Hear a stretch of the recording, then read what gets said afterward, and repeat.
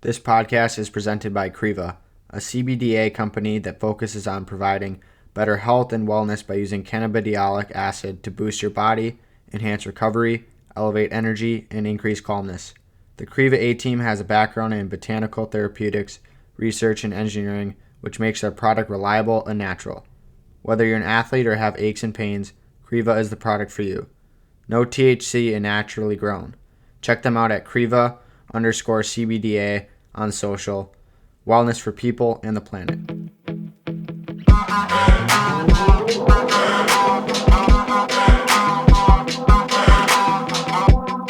Good afternoon, America. Welcome back to Is That Good? Sports Talk with a couple gingers.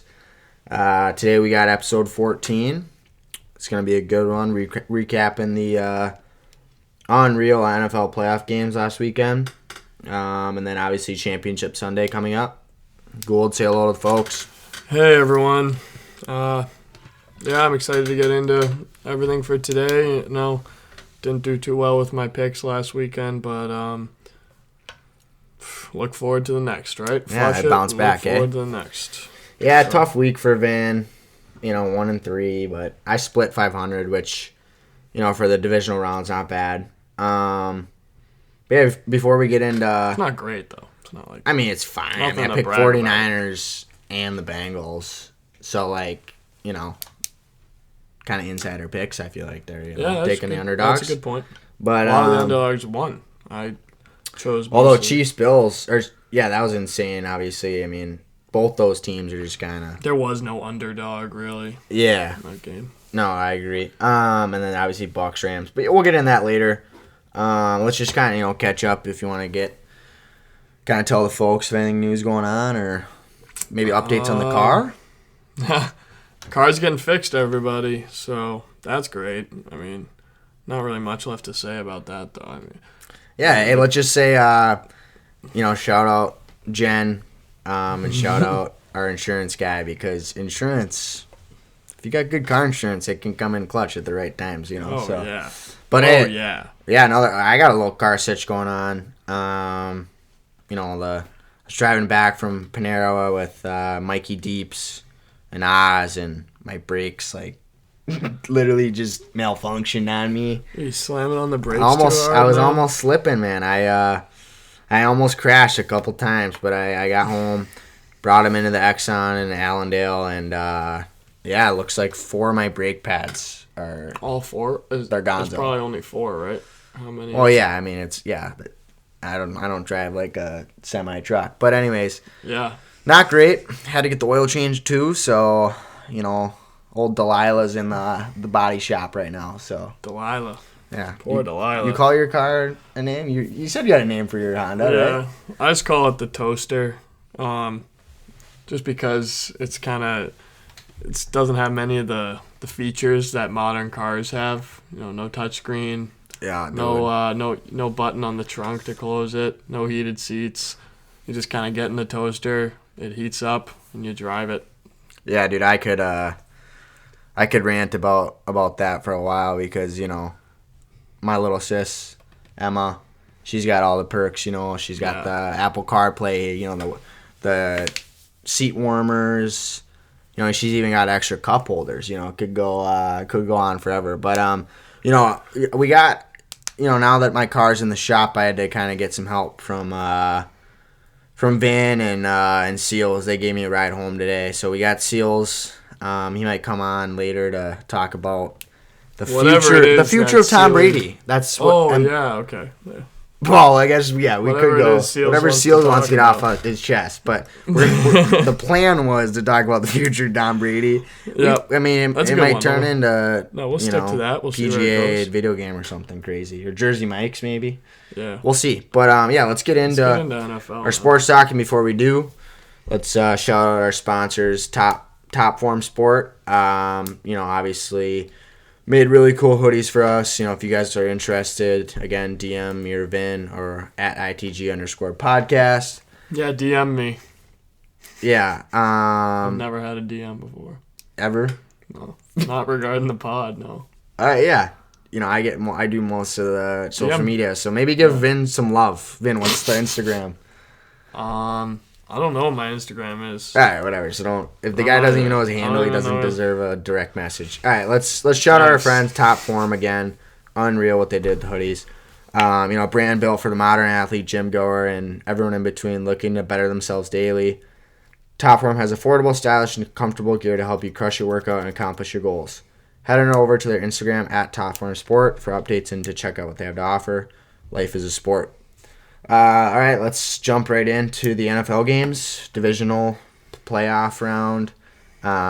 First game. We're going to kind of recap before we jump into the AFC NFC championship games. Bengals at Titans. Yeah, so I got this one wrong, obviously. What was the score of that game? Do you know? It was 19-16 Bengals. Yeah, so I was in the general ballpark with the score, but got the game wrong. So yeah, still not on that Bengals. Close, but no cigar. I had the Bengals right. My score was actually not too far off. I said 24-20 Bengals. So, yeah, I mean, again, I just think that this game this weekend coming up is going to be a close one. Yeah. And obviously pretty cool story. The Evan McPherson guy kicked the game winner to send them to the AFC Championship. And before he did, on the sideline, he's like, boys, we're going to the AFC. That's sick. Just ice in the veins. Then they call him sick. Shooter McPherson. Happy Gilmore Shooter. Yeah, that's awesome. Yeah, he should have given the guns. The guns and smoke. Shooter. Unreal movie. Shooter. Maybe Seals will talk about some happy. He's kind of a happy Gilmore guy. But second game here, 49ers at Packers. The first NFC game, second game on that Saturday last weekend. Obviously, crazy weather with the snow. Rodgers, Garoppolo, opposite quarterbacks, but really it was kind of the tale of defense. How pissed is Rodgers right now? Oh my God! Don't even. I was so happy. He must be pissed, bro. Oh my gosh! He walked off that field like I fucking hate all these guys. Yeah, I don't know. He's like, this sucks. Yeah, I don't know, but it was 13-10. 49ers came out with the dub, and none other than Robbie Gould drilled the buzzer beater. Gould, is there any Uncle Gould? Is there any cousin? Is that a relation or something? I honestly, I have no idea. All I know is ice in the veins didn't run through for genetics, but he's got some ice, dude. That was good delivery. Again, man. I know. I just was waiting. I was teeing that one up for about 30 minutes, but no, Robbie Gould. Credit to him, man. Drills it in the snow, bad weather. And he sent Rodgers home. I love Robbie Gould. Yeah. I don't like Vinny Gould, but I like Robbie Gould. No, I'm kidding. Robbie. You should hit him up. Maybe get him on the pod. Name. Yeah. Imagine being like, how old is this guy? And they call him Robbie. I don't know. Not even like Rob. I don't know. It's crazy. And then obviously before that there was a punt block touchdown with 4:50 to go. So it was 10-3 Packers. 49ers stopped them. There was a punt block return. Everyone thought the Packers were going to win. Well, dude, yeah. Was like, all right, that punt block return was the game. And it's never been. That was I think the last time that was done was like in the 60s. But, I mean, I picked the 49ers here, so I got that one right. Ben picked the Packs. Scores were off. Both of us. What was the score? Dude, it was 13-10. Yeah, I picked 42-35, so. Picked 31-17. Yeah, you win some, you lose some. But I'm 2-0 so far. Let's get into Bucks Rams. Vin's 0-2. Sonk. So Bucks Rams, another just on. Really, every game was unreal this weekend.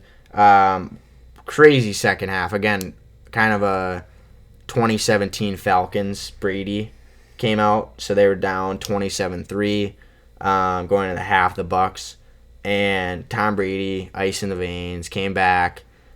He tied it up 27-27. So classic Tom Brady. I literally knew that was going to happen. But I knew he's human. Happen. And I know. I think this was kind of the telltale sign. Maybe this is time, and we'll bring Seals in after we wrap up football. Yeah, we'll talk about that later. But, I just think this was meant to be. I think he can't go out. We'll get into it later. Get into it later. Yeah, but anyways. You're wrong.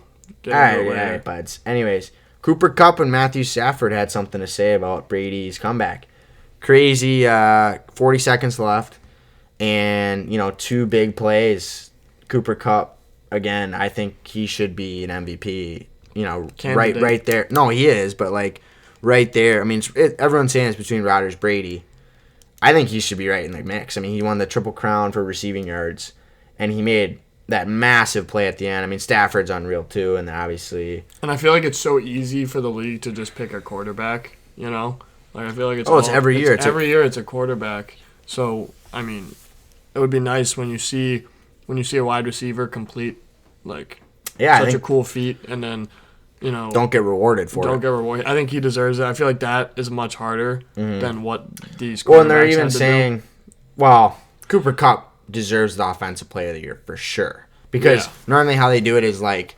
Has anyone ever won the Triple Crown before? Has that even? Yeah, ever been done? I think it was. I don't know. It's been a while, but yeah. So what for the listeners? Triple Crowns leading in receiving yards, touchdowns, and receptions. So basically you're the GOAT when it comes to that. Yeah, there's nobody better than you. Anyways, so Rams knocked the field goal. Again, at home in Tampa, shattered the Bucs comeback. Kind of a pretty kind of a statement win on the road. And, I mean, mindset-wise, if you're up 27-3. You're pretty comfortable. No. Yeah, but, I mean, again, except it's Brady. You're playing Brady, but anyone but Brady. He came back. It was tied. If I'm Matt Stafford for 40 seconds, and they said this on the broadcast, and the reason why the Rams might win it is because their coach, Sean McVay, most coaches would knee and just go for overtime. Yeah. But you can't go against Brady in overtime, especially if they win the. Honestly, teams have done it in the past though. They almost play cautious football, and the Rams were doing that the second half because their game plan worked. They got up a ton on the Bucs, and then they're like, all right, let's just play basically defensive football. And we're in hockey. Same thing. If you're up a ton, you just got to keep playing your game. It's all about and the Rams, strategy. They were slipping, but I'll give credit. Sean McVay, really good play calls. Obviously, he's got unbelievable tools to use. So yeah, good for the Rams. Obviously, Brady Rodgers again. This is the first NFC AFC championship since 2009. They haven't been in it. Yeah, because Brady's in it every year. Well, and Rodgers has been in it for I think times. 4 or 5. So Brady's 10. Yeah, I mean Brady's 11. It's like LeBron. And then all right, let's jump into our last game. So both of us picked wrong there. So I'm 2-1. Gould's 3-0, or sorry, 0-3. Yeah, what the heck? So last game, Bills Chiefs at Arrowhead Stadium, unbelievable game. My game of the weekend for sure, just because of both quarterbacks played probably one of the best quarterback duel games I've ever seen in my life. So it ended up in OT, 42-36 Chiefs. But, I mean, there was a lot that happened in the last 5 minutes or so in the fourth. And, yeah, I mean, Ben, you watched it. It was nuts. Back and forth. Yeah. Literally the defense. You'd think it was over, and then it wouldn't be. Yeah. Well, dude, I was, Tony Romo was saying, basically the defense, would be out there. They'd be, literally each drive would be an automatic touchdown. Yeah. So, if you're the D, you're running 100 yards down and back, and then you got to go to OT.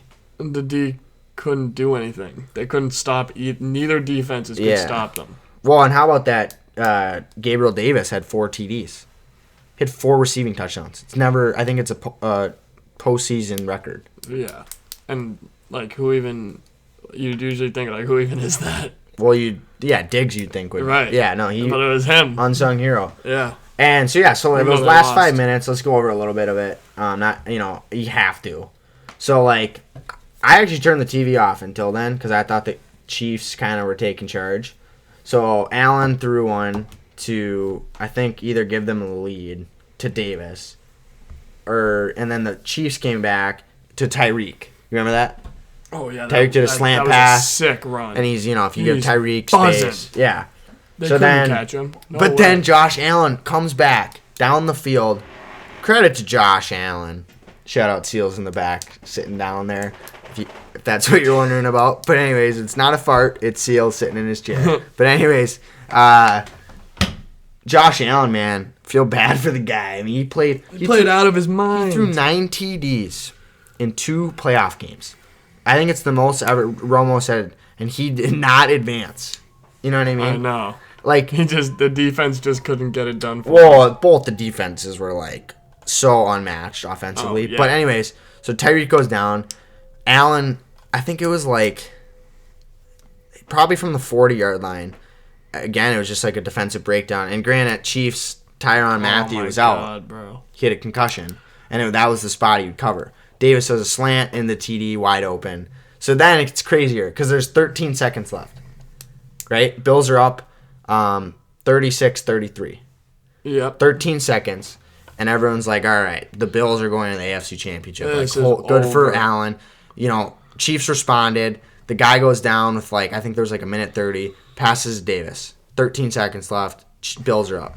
They're going wild. Josh Allen's, like, crying. You know, no, dude, like, everyone was like, They but were Mahomes, so pumped. you don't, Mahomes again, like, was like had a fire in his I think he has eyeball. that Brady, you know, I call it like the Jedi, you know, that look in his Just eye. clutch. Dude, Just clutch. they're so calm, and It's I not don't. over till it's over.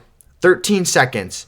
I think it was stupid that the Bills kicked for a touchback. I think they should have taken time off the clock. Yeah. Dude, the odds of a return are like next to none Next. in that situation. And you give them 2 full plays. If you let them kick To get a to and return it. Mm-hmm. I mean, granted, he could waive it, right? But, like, you know what I mean? Like, do a shorter kick to make him run. There's probably 8 seconds. That's probably one play. yeah, but it's like so little time. You I don't think. it's I think. gonna I happen. think the You're Bills just kinda coaches. Like, okay. I know. I do. It's football though. It's any sport. You can't. You have to expect the worst. Yeah, but I feel like the Bills coach. I think he did thought- terrible. I Whoever thought the D quarter was. I Calling. feel like he thought, okay, it's less likely they're gonna get like 60, 70 yards in 2 plays than it is that with only 13 seconds, so you have to get the ball out quick. That it's less likely that you're going to do that than it is that, you know, Mecole Hardman or Tyreek Hill runs that back a kickoff. Yeah, but you have to look at who the quarterback is. Patrick Mahomes. All I'm saying is, I think that the Bills, and Romo said this too on the television. I mean, yeah, but I wouldn't say Patrick. I mean, obviously he did sick, but I wouldn't say you're more scared of Patrick Mahomes than you are Aaron Rodgers or like Tom Brady. I wouldn't say. I think at this point of his career, and I'd say he's right up there when it comes to like clutchness. But anyways, again, this is his 4th straight AFC championship. Yeah, in his first 4 years. That's stacked absurd. team though. It's not just But Brady. I mean, Brady had really good teams going on. You know. But anyways. Yeah, absolutely. Anyways. So 13 seconds. They do 2 quick plays. One to Tyreek, and then one to Kelsey. It was like an inside slant. And actually, that was not the play call. In the interview, Kelsey was like, "Nah, I was like to Pat, I'm not gonna do this. I'm gonna do my own." He's like, "Do it," and then do it. Anyways, That's sick that they just. yeah, and then He was just like, whatever, man. Bucker kicked a 48-yard field goal. So then it's 36-36 OT. And then this gets the craziest part, and it got social media like really took over. The coin flip basically decided the game. Yeah, so they were talking about someone was petitioning to change the rules to college football OT rules. Yeah, so Romo was saying, again, sorry, like shout out Romo, like he's a genius on the broadcast, but he was like this. He said before, like he's like when it was in the air, he goes, "This will decide the game," and it's true because odds are a team in a playoff, especially the Chiefs, how they just the momentum. Same with the Bills. They were both just going down and Bills scoring didn't have as touchdowns. much. They're Like 36. I think Bills for sure would have put up at least a field goal. Anyways, but it just puts so much pressure on that second because you have to respond. Yeah. Chiefs, like, once I saw, like, they got the ball, I was like, this is over. Like, I mean, and it kind of was, like, I think it took them, like, a minute to score, you know? Like, I mean, they ran, like, 4 or 5 plays down the field. But, yeah, again, I know we went a little long on that, but that game needed to be talked about. It was unreal. I picked the Chiefs, I picked the Bills, so that's my second loss. I was 2-2, and I was off a little bit in the prediction. I said 35-31 Bills. I said 34-31 Chiefs. So I thought it was going to be a shootout. I didn't think it was going to get quite as high as it did, but Yeah. Still, I mean, Great game. Great Great game to weekend. watch. Yeah, it was Let's fun to hope this watch. weekend is as well. Let's jump into Championship Sunday quick. 2 games, that's all we got, but they're, again, massive games. And kind of teams you wouldn't really think about. You don't have 1 seeds in there. I think the only 2 seed is the Chiefs. Oh, aren't the Rams? No, dude. Rams are Bucks were 2, weren't they? Because it was Titans, Bucks. Packers. No. Bucks are NFC. Oh, yeah. So it's Packers, Bucks, right? Yeah. And then Cowboys were 3, but 49ers beat them. 3 plays 6. Mm-hmm. Yeah. Okay, you're right. 4 plays 5. Right. Yeah. Because Rams and then 2 would play 7. Yeah. Okay. So again, Bengals. Let's do AFC first. Bengals play at Arrowhead, the Chiefs. I don't know. I think this is going to be a shootout. I mean, week 17, the Bengals won 34-31 against the Chiefs. So don't count them out. Again, that McPherson hit the winning field goal. He's clutch. They got Bucker on the other end. So, again, I think Burrow, last time the Bengals played the Chiefs, Burrow threw for 446 yards, 4 TDs. Jamar had 266 and 3 TDs. So, again, if you're the Chiefs, you have to, if you lock those 2 down, and Joe Mixon, you kind of got to take out those 3. But I'm a Bengals fan. I'm taking the Bengals. I like underdogs. And I think Joey B is so ice in his veins. And I do think that Jamar, like if those 2 can get going again, like they did in Tennessee, I think watch out. Yeah. For me, the biggest decider in this game is Andy Reid going to be watching a ton of film on the Bengals offense? Because it is without a doubt that Patrick Mahomes is going to put up at least in the 20s with points. At least in the 20s. Yeah. So it really comes down to if Joe Burrow and Jamar Chase and the rest of the Bengals offense can put up points against the Chiefs. Yeah. So if they can do that, then maybe we have a game. But other than that, I don't really see, and I actually don't think that they're going to be able to put up enough points. Yeah, I agree. I don't think they will. Yeah, that would be the only thing that can make it a game is if the Chiefs don't come ready to play defensively, just like they didn't come ready to play against the Bills. Yeah, no, that's the only. If I'm Burrow though, I read this. No. For the game. Yeah, because you have confidence. Like, you can go off. And Jamar. Like, to me... They got swagger. Well, dude, and, like, if you're the Bengals, you're like, dude, these guys just got scored 36 points on in a divisional. It was supposed to be, like, a tight game, kind of. Mm-hmm. Well, it was a tight game. Like, I meant, it was supposed to be... The defenses really didn't show out. No. I know the offenses are the storylines of those teams, but there's gaps in their defense. And if Matthew's out, bro, Jamar is going to be... Jamar, if Tyrann Mathieu's in there, he can one-on-one Jamar the whole game. Now they're going to have to double team and use more resources. No, I agree.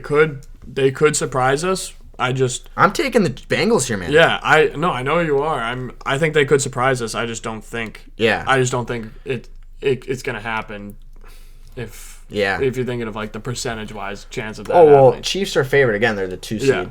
But I'm going to say Bengals are going to win 31-24. I'm going to take Chiefs 30-21. 30-21. Okay. Yeah. All right, next game. And again, last game. There's we're coming down to the wire here for the Super Bowl. NFC Championship. 49ers at the Rams at SoFi. Again, that Super Bowl's in SoFi, so Rams could potentially be playing there twice. Yeah, home field. And then Pro Bowl, you get off week. So if the Rams win here, look for them to be really rested, with travel and just like not having to. Anyways, they got to get there first. But again, I think that this is another like underdog beating the favorite in those last couple weeks. 49ers beat the Rams in OT. 27-24 to go to the playoffs. And they were up against the wall. They came back from like 16 points.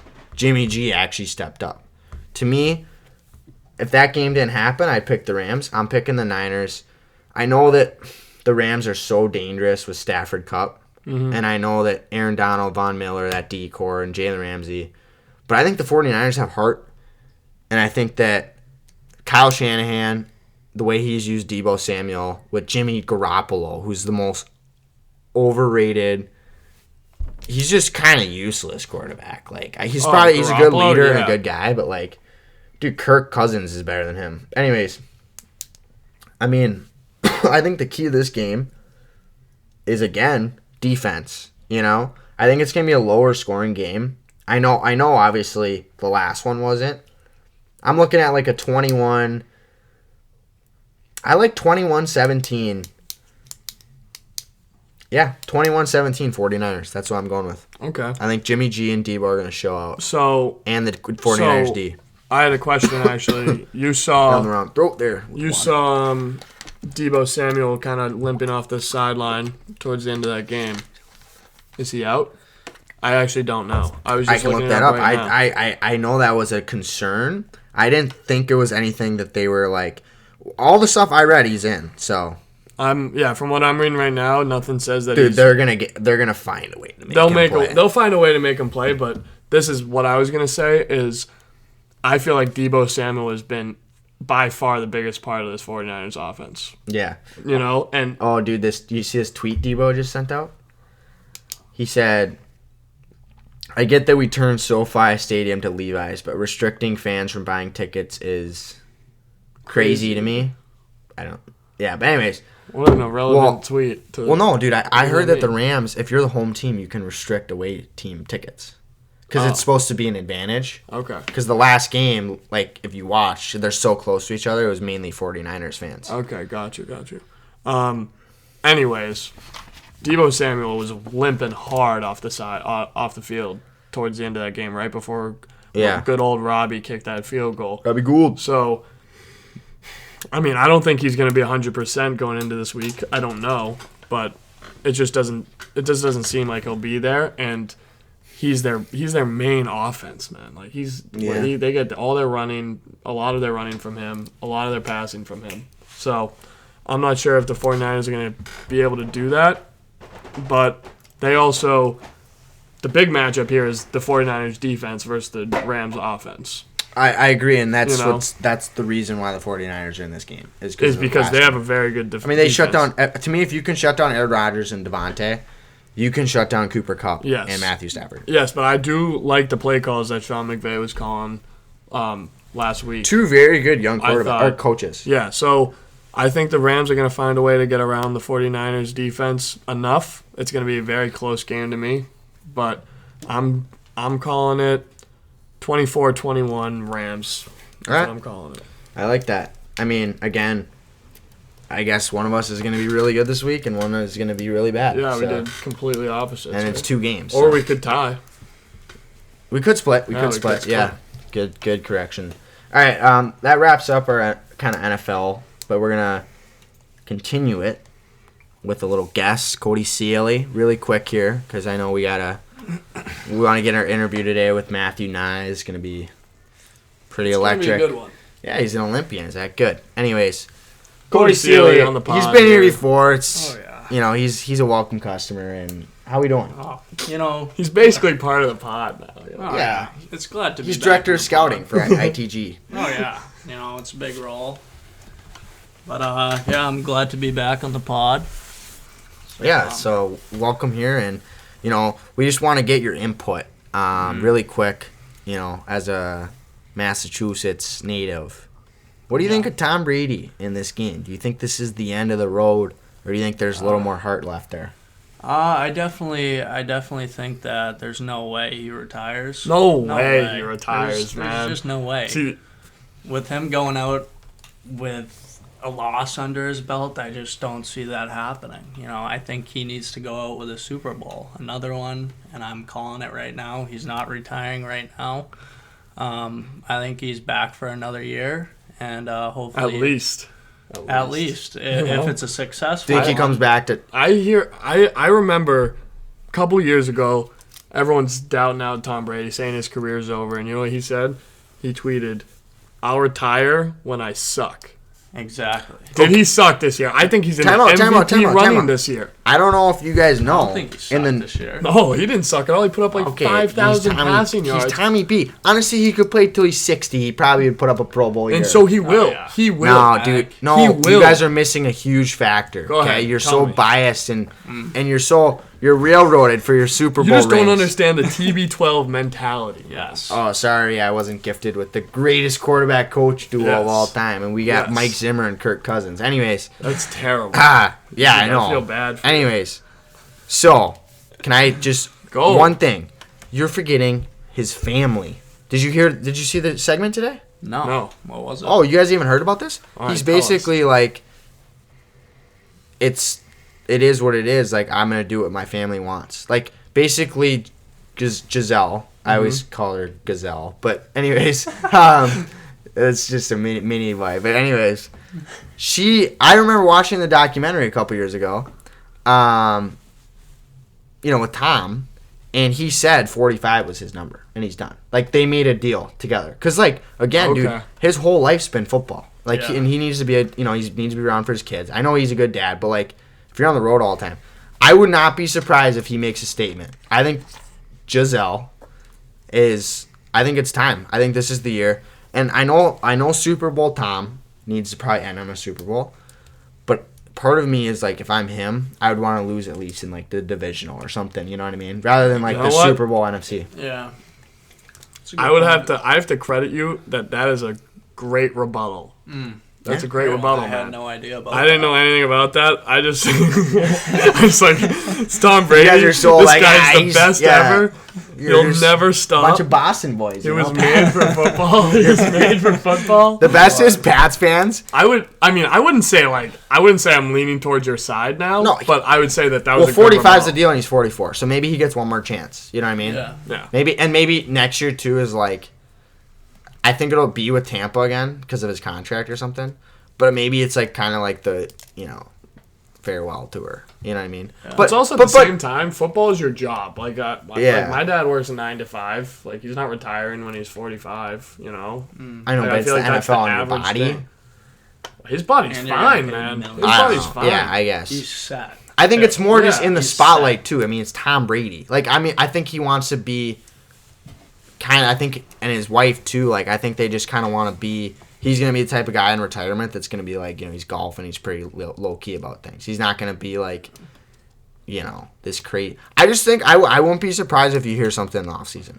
Yeah, I mean, I just think he loves the sport so much. I know. I'm just saying. I don't think he has control of it. I think Giselle has just as much taking say. the reins. No, I know it is. It's so fans, important that he does everything he needs to do. Because he's family man. first, for yeah, sure. he's a family man. Oh, yeah. 100%. Agree with that. Yeah, but no, you Pats fans crack me up. You guys But still he's a act like gr- he's on the team. I mean, jeez. I know. Tommy's not leaving. He's not done. Boys, last time I checked, Mac Jones is your quarterback. So Last time I checked, he took us to the playoffs this year. Yeah, how'd you do against the Bills, Sam? Not good because that was our rebuild. I keep telling everyone It that's was. our rebuild. Taking the boys to the playoffs. That's our rebuild. 2 years.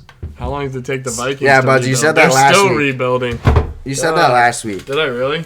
Anyways, all right. Well, I don't even remember. Seals. Do you want to add anything else? We just got to a jump word. into the news here, but maybe talk about your Jersey Mike's order today or something. Just Oh, give yeah. he's got a little shoulder injury. Maybe shout out to Jess. back. Yeah, I just had my first practice back after 3-on-3. That good? Old day. Ah, Talk. poked a couple in the net, Yeah. fist bumps, whatever. Yeah. So, been out for about 6 weeks now. We're just looking. We're on our way home back to Triggs' house. I'm looking for a chicken Caesar wrap. That's what I'm craving. I had an argument with Vin about it. And I wanted Chick-fil-A. he did want Chick-fil-A. It's also I a good was pick. the outweighing vote because, listeners, I'm a Jersey Mike's fanatic. Oh, yeah. Honestly, Fanatic. they should be sponsoring this podcast, and I should be getting 13 Italians for free. For free. You should walk in there and they should just make it for you. You should just sit down. Yeah. They make Oh, it, they bring is it that to Will you. from ITG Pod? All right, we better get on this thing. He just sat down. He's gonna get. 13 Italian Mike's way? Yep. All right, well, he'll be right there. All right, we're sidetracking. Anyways, Seals, talk Oh, about your yeah. order. So So I'm craving this chicken Caesar wrap, and I go up, I order it. I'm actually ordering 2 of them because I want to heat one up later for dinner because I live in an apartment by myself. And you can't cook. Yeah. I'm terrible at cooking. I'm very average. Yeah, it makes cereal, Yeah, exactly. So the guy looks at me and he says, "No, we discontinued it, but the day before." How long ago? He said like 3 years ago. We discontinued it. A little late to the punch there, bud. Yeah, buddy, you're about 3 years late. Yeah. The funny thing was I was just at a Jersey Mike Subs about a week ago or so with Vin, and I did order a chicken Caesar wrap. So, I mean, that was a little bit disappointing. I had to go with the cheesesteak, the steak and cheese, whatever you want to call it. Yeah. No, it's... Yeah, Jersey Mike's, again, shout out. I love their sandwiches. Unfortunate that I think we should create a poll on the pod today. Yeah. Should Jersey Mike's bring back the grilled chicken Caesar wrap? They got to. Honestly, I think, yes, it creates some diversity in the menu. I feel like everything on that menu is just like 3 different meats put on bread, Like, put some diversity on it, Jersey Mike's, if you're listening, grilled chicken Caesar wrap, 2023, you might have to roll out the red carpet for it. So, again, Sealy, unreal. Thanks for coming on today. Little handshake for Sealy. Yep. Here, again, you guys can't see it, but it'll probably be on again. So this is a nice segment here. But yeah, Seals, thanks for coming on, man. Of course, thanks, fellas. All right, let's jump back in. Again, pretty cool to have Seals on today. But let's jump back into reality with sports talk. Let's go into the news quick, and then Vin will do NHL, and we'll kind of wrap things up. So, Sean Payton steps away in the NFL. He's stepping away from the Saints after 16 years. He's a great coach. Great coach. Don't know where he'll go, but... you say he's just stepping away from the Saints or from football? Saints. Okay. I don't know if he's going to retire, but I don't know. We'll see what happens, and we'll keep you up to date. NBA... James Jones of the Suns, GM of the Suns, signs a multi-year extension with them. Obviously brought them to the finals last year, so he's obviously getting the job done. And they're 1 right now in the West. So, NHL, Keith Yandel, the Sock Master, ties the mark. Why? For what? Why the Sock Master? Oh my! He created the sound. Yeah, Seals is still in the room, so if he chimes in, Seals is still back here. Yeah, it's not like it was like a pre-recorded interview, but anyways, he created the sound. No, he did, dude. Spin chicklets, like he doesn't move behind the net. He'll fake the guy out, and if he gets him, he'll sound. That's funny. But anyways, so he ties the mark for most consecutive games played. 964. He's never missed a game in between that. Whether it's been injured, sick, perfect, even through COVID. And it's called Iron Man. So he's got 1 more. I'm assuming he gets it unless something, whatever. Oh, he's playing that game. If it's one more game, he's playing that with a broken leg. They play the Stars. And, they played the Stars. I don't know who they play next. But, yeah, so, pretty cool. Keith Yandel. Let's get him on the pod. We'll see. But, MLB. His brother coached me as a youth, for 4 years. Or a couple of years. Hey, maybe get your connections going. Yeah. I don't really talk to the guy anymore. But MLB, Barry Bonds not going to be admitted in the Hall of Fame because of he used steroids. But it's his last year on the ballot. I'll do it. No, I mean, it's a big headline. I mean, the guy is his stats are yeah. I mean, obviously, he cheated. But by cheating. Again, we don't really talk MLB, and again, it's just not that time of year. So, but, I mean, it's Barry Bonds. So, that's it for news today. Vin, if you want to jump in NHL. Yeah. So, just go over the weekly standings in the NHL. Atlantic, we got the Panthers with 61. Metropolitan, we got the Rangers with 60. Pacific, we got the Knights with 52. And Central, we got the Avs with 61. But one thing about the Avs is their schedule right now, their upcoming schedule, supposedly very weak. So a lot of people are expecting to see the Avs having a very solid opportunity to just completely rocket in front of everyone else in the standings. Yeah. Just saw that on the news. Thought I'd thought I'd add it to the pod. To the See if pod, maybe thanks. that's right. Maybe next week we come back. The ads are way in the lead. Yeah, and then we're just going to go into the halfway through the season, and NHL kind of announced their front runners for awards and what they think might happen. So we'll just go into that. So for the Hart Trophy, which is MVP, right now the leader is Ovi. Runner-up would be McDavid or Huberdeau. And, could be any three of them. Yeah, they're all It's just kind of kinda like- lighting it up. They're lighting it up. Ovi's leading in goals right now. So No, Kreider. oh, Shout out Kreider. Well, shout out my aunt. Like, last night was his 30th goal. I saw it. It was right there at the Rangers oh game. really? And the Okay, Adam wow. Fox, that was nasty. His shootout goal. Oh, Backhand, yeah, get stuck sick. in the net. See you later. So See you sick. later, Kings. But You see Byfield? dude, well, that was cool. That was sick. Obviously, again, at the game was crazy. Like, so Byfield scored, and obviously he was the second pick in So 2020. cool to watch him. But then Lafreniere score. went, and he was the first. Yeah. Lafreniere scores. He points one I at know. the bench. Like, dude, that's unreal. That's sick style. Yeah, and then That's they win sick too. style. Dude, it was ice in the veins, but Oh yeah. pretty cool. Because if Lafreniere missed that, they lose. Oh, then yeah, and Byfield's like comes out on Unbelievable. top on that I one. know. So yeah, You think they set that up? You think yeah, the coaches the they're like, ex-coach was like, all right, Byfield went. yeah, better the put NHL Frenier out there. Instagram's like, all right, we need these two to go. Yeah. I mean, it was cool. It was Cool to watch. For sure. ironic, yeah. For sure. So then we go into Rocket Richard. They're expecting Draisaitl to win that, even though Kreider's leading right now. So Kreider's the runner-up, Mm-hmm. and Matthews. Surprised Ovi isn't even in that conversation. I think right he now. is. He's in, but he's not one No, of I the think main he's guys. second, right? Last night on the screen they had, he might have had not updated. No, I know, but for the predictions, like he might Oh, be second for predictions. right now. Yeah, These are like the predictions. Based on analytics and yeah, stuff. Yeah. So like based okay. on maybe who Ovi plays and Yeah, how many okay. goals they give up. So That makes sense. I thought it was weird that he wasn't really in the conversation of like the top three, but he isn't. He's in the Hart instead. So last one, the defensive trophy, which is the Norris. Of course, Makar is at the top right now, closely behind Fox and Hedman. Three of the more elite guys in the league. And so that's what they got written down for those different trophies. And yeah. So Yeah, that's so yeah. wrap Let's that. NHL. Yeah, wraps up thanks NHL. for that, Van. Let's do NBA super quick, and then I'll finish with college hockey. No college football, obviously.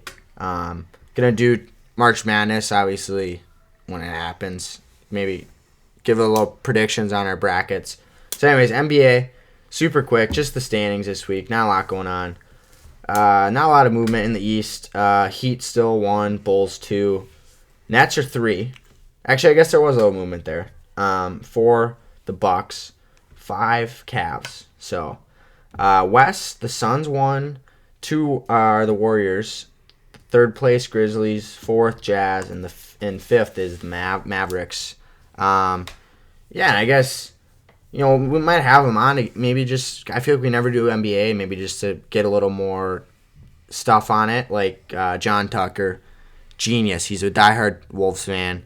He actually got this guy on his podcast. He's like an NBA analytic guy. He's got like 40K on Twitter. So it was pretty. I listened to it. It was pretty cool. Shout out Tuck. Some and good stats. Bold North Sports. I don't know what word I just said before that. But so that's it for NBA. Super quick. College hockey, and then we'll kind of intro our guest, and obviously shout out you here coming up. You. But anyways, college hockey rankings: 1, Mankato State; 2, Quinnipiac; 3, Western Michigan. So a little movement there. 4th, Michigan, and 5th place, Denver. Over the weekend, as a Minnesotan, I gotta talk about a Hockey Day Minnesota happened. Big day. All sports teams from every level play. So like they'll have a college game, NHL game, and a high school game. Pretty cool. And then obviously women and men's games for college. So Mankato State and UST were this year's women and men's game, and it was outdoors. So that was at Blakesley Stadium. I don't know where that is. I think it's Mankato, but I don't know. And then this week's games. Hockey East, we got UMass Lowell Northeastern, so it's 14 and 15 in the standings. Lowell 14, Northeastern 15. St. Cloud State plays North Dakota. St. Cloud being 6th, 13th North Dakota. I think it's at the Ralph, so that should be a good game. I'm going to do... Sorry, I forgot my picks here. I'm going to pick Northeastern just to take the over, or the underdog in that one against Lowell. And I'm going to take North Dakota, again, over St. Cloud. They're going to sweep them. And then the last year, Big Ten, again, really close in the rankings. The 10th ranked Gophers, Seals likes how I say Gophs, versus the 11th ranked Notre Dame Fighting Irish at Notre Dame. I'm going to say, I think Notre Dame is a good team this year, and I think that they have a little more depth on their team. I think I'm taking the 3 underdogs this week. I'm taking Notre Dame for the sweep. Wait, is that all you got for college hockey real quick? Just one more thing, too. Canada's roster came out for Olympics. A couple names from college, big names. Owen Power, that's probably the biggest. I mean, first overall pick. Hobie Baker, most likely. Devin Levi on Northeastern. And then Jack McBain, BC Eagle. He's having a really good year. So cool to have, Canada and the American team to have college representation. Oh, yeah. Canada has a lot more older guys. I mean, geez, they have Eric Stahl on here. I thought he retired. So I think more for leadership, maybe. What did you say that day was in Minnesota? So it's called Hockey Day Minnesota. It's Day. Basically like they try to do like an outdoor game for the high school and then the college, and then obviously the NHL, like the Wild will play.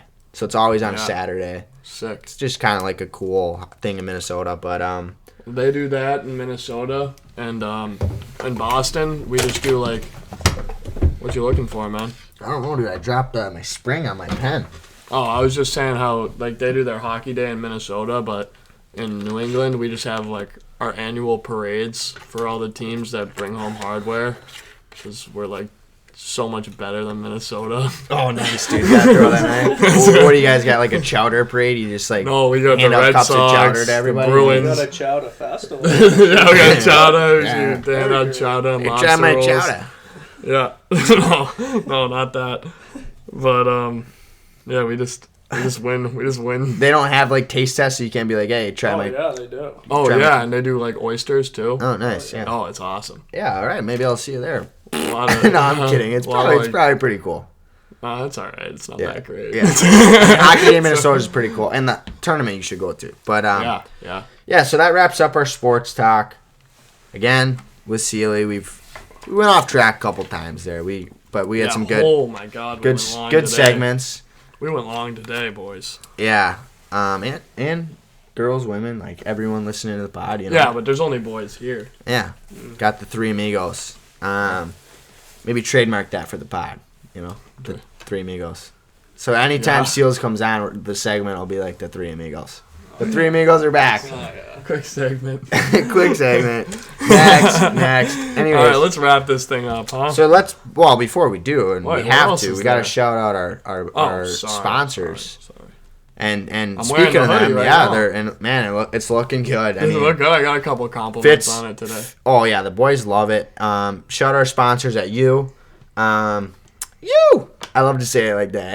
Eh? I can't do it. Yeah, you can't hit the high note. But anyways, I can't. Unreal sweatshirt. And that's not even. I mean, wax is kind of their surf hockey wax. Again, it's all natural, made from beeswax, so it's good for the environment and your game.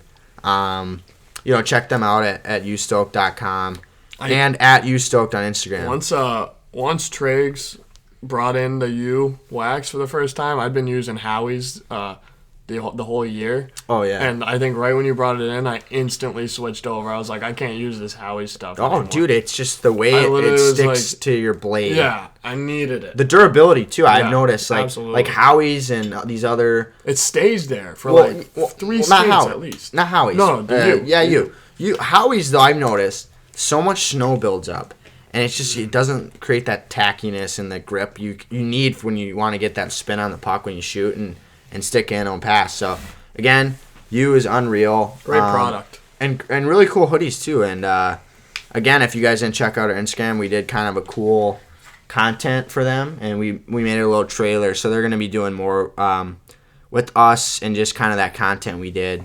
So stay tuned. Check them out on. Stay tuned. Their TikTok, I think, is going to have a little ITG I don't content. have TikTok. Well, you got to get it because it's their TikTok's unreal. Are they gonna tag me in it? Well, you got to get one. I mean, you're probably going to be like user blank. You're going to be a bot, basically. But anyways, shout out you again. Really good product and good for the environment. Yeah, you can do cool tricks with it as well. I mean, I'm doing Michigan's now, and I didn't really know how to before. So, because you're dust. Nah, dude. I mean, but no, again, you can be a guy who isn't a trick guy, and you use a product like you on your blade, and because of the stickiness, you can do pretty cool stuff with it. Yeah, it's great. So stay tuned for that, and let's get into our interview with Maddox Fleming, a fellow Shattuck hockey player and Notre Dame hockey commit. Thanks for tuning in, guys. See you guys next week. Thanks, guys.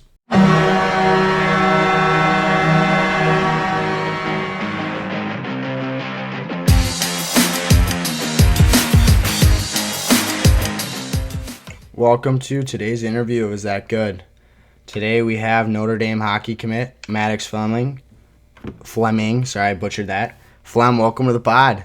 Thanks for having me on. Hey, man, no problem. Well, glad you could make it. So obviously me and Flem go way back. Well, I guess not way back, but go back to the Shattuck days. We were Lineys my senior year. His sophomore year, he was just a young pup back then, you know? Yeah, just a youngin'. Young fish in a big pond. But, so Flem's, he's from Rochester, Minnesota. For those Minnesotans, I think it's a 2-hour trek from St. Paul. So not a big hockey spot, but Flem kind of put it on the map a little bit. So Flem, talk about growing up in Rochester, you know, how you kind of got into the game of hockey and who taught you how to play. Yeah, sure. So obviously, both my parents from Arizona, and my dad moved to Minnesota to Rochester, work at the Mayo Clinic, kind of a big hospital town, like a month or two before I was born. So just coming there, my parents kind of didn't know anything about hockey. My dad played a lot of basketball, and my mom played, softball, volleyball, all those kind of sports. And obviously being in Minnesota, it's a pretty big hockey town there. And the story my dad always tells me is he was watching Arizona or Phoenix Coyotes back then, watching the game back then, and I was sitting on the couch and kind of just mesmerized by it. And I asked him if I could try it out, and I got out on the ice. I actually started figure skating for a year when I was 3, I believe. Started figure skating a little bit. A little Blades of Glory action, huh? Yeah, a little Blades of Glory. That a boy. Is that good, right? Is that good? Yeah.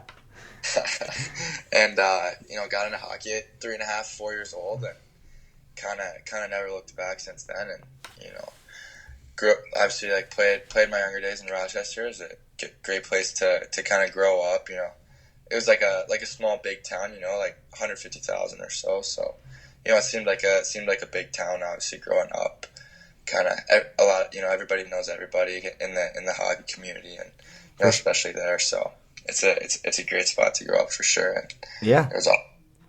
Yeah, no, for sure. That again, I don't think people, when they think of Rochester, think of hockey right away. You obviously have the Mayo Clinic, but when you came to Shattuck, and you said you were from Rochester, I was like, with your skill and stuff, I was like, wow. So what kind of, I knew you started your 8th grade year in varsity, but let's kind of rewind a little bit. What kind of stuff did you do to kind of excel and get kind of ahead of the game, or was that just kind of, did it all come natural for you? No, yeah. So I grew up kind of playing association in Rochester till about 6th grade, and then I left to go play in the Minnesota Maid League for my 7th grade year. And I actually had like a couple sheets of synthetic ice in the garage. So I think kind of really came out there. After school, I'd get home around 4, do some homework, eat some dinner, and I'd be around 7, and then kind of be out there just messing around till 9:15, and I think being out there an hour or two every night, and I loved watching hockey and everything, and I'd have a bunch of clips on my phone of stuff I wanted to try, and I really think there's a lot of nights out there that I spent just kind of working on my hands or shooting pucks or doing a lot of that kind of stuff. So I really think a lot of the skill I never really had a ton of it growing up, and I think once I hit like 6th, 7th, 8th grade, I started to consider myself kind of a skilled hockey player, and I think that was just kind of from all that time, all the hours all the hours putting in the work. No, that's a cool story. Obviously, I'm a Minnesota-made alum as well. Shout out Machine. I know you're kind of a Blades guy there at the end, but so let's jump into Rochester. Obviously 8th grade on varsity. Is that good? So what was that like? Kind of that jump from playing AAA, and all of a sudden you're playing against 18-year-olds in high school. Yeah, I mean, obviously, I didn't know exactly what to expect. I kind of left my 7th grade year playing that Super League at Minnesota Made. It was more versus guys my age, and then the next year I was kind of questioning where I wanted to play, and went out to a captain's practice for my local high school team, and had a lot of fun. Obviously, high school hockey's a blast, and I kind of told my parents, hey, I kind of want to give high school hockey a shot, and I think they're a little bit, not concerned, but being in 8th grade, a little skeptical. I wanted to play high school hockey. They were a little bit skeptical, like you said, and ended up trying out. It did pretty well at tryouts, and then had a first pretty good first couple games there, and had a good 8th grade season. It was a blast. I mean, everybody talks about high school hockey in Minnesota, obviously, and it was a ton of fun. All my buddies, I was buddies with all the juniors and seniors and everything, so it was a really great time. Yeah, no, being an 8th grader and friends with senior, can't imagine. It's got to be a pretty cool experience, and I think it helped prepare you for kind of that sophomore experience at Shattuck, with the seniors. But before we get into Shattuck, like you said, you had a good 8th grade year, and then that freshman year at Rochester, you just dominated. You had over 2 points per game, 45 points, 16 games. Shattuck, how did that kind of all come about? And obviously it's a sought out school, but what was kind of your process of kind of getting there? Yeah, so had a good freshman year. Obviously, pretty frustrated we didn't make it to the tournament. So, but yeah, it was kind of after the season and just discussing with my family, and I went to WSI in the spring and had a good tournament there, and we were kind of deciding, should I go back and play high school again, you think, or head to Shattuck and hopefully develop there. And I think the decision was kind of up to me, and I wanted to be the best player I could, and I think that Shattuck was a really great option for the year, and obviously with all the names coming out of there, it was kind of undeniable. And oh yeah, it's just name drop avenue. You got Crosby, McKinnon, Taves, Parise, the list goes on. And still producing really high end talent. So for those that don't know, Shattuck does tryouts every year after the Bantam year. So like for most guys, it's sophomore year. Some it's freshman. You kind of begin tryouts, and it's about a 2-week process to see what team you make. So to be a sophomore and making prep's a big deal. Guys, it's very rare. Happens once every couple years here. But going into tryouts, Flem, what was your attitude, kind of mindset? Was your goal prep, or were you kind of shocked about it?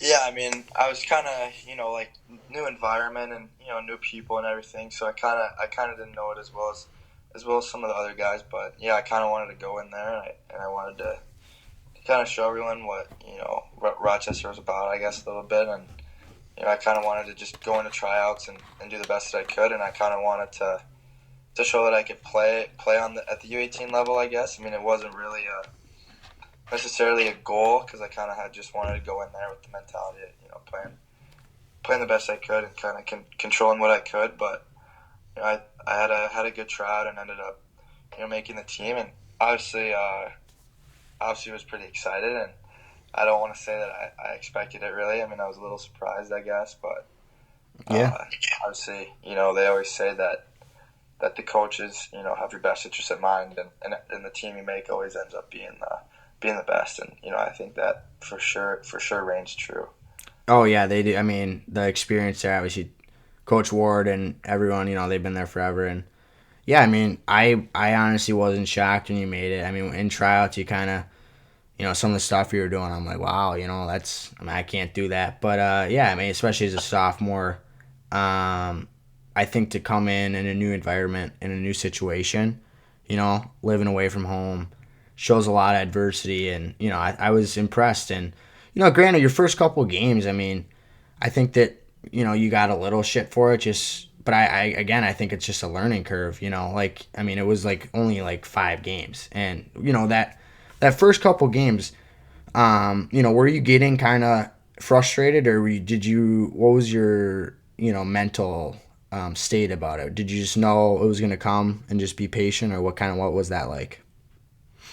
Yeah, I mean, obviously, like there's a lot of buzz or hype or whatever around it, so I was pretty excited, and I think the first 3 or 4 games, I didn't get a point or anything, and was obviously pretty frustrated. But I was kind of talking to my parents and my advisors and stuff, and they kind of told me to put it in perspective and said, hey, like you're 14 years old or 15 years old or whatever, however old I was, playing with 18-year-olds, and they said it's gonna come. Like there's a learning curve there, and I just kind of believed them, and my attitude was to kind of just focus on the day ahead. Like I can't look back to whatever the last 4 games, and ended up kind of breaking through and had a pretty good year. Like you said, I was obviously pretty frustrated. Like I can't lie, I'm a pretty competitive guy. Like losing, I hate not playing well and stuff. So pretty is an understatement. We'll get in later, but we got some competitive off ice stuff.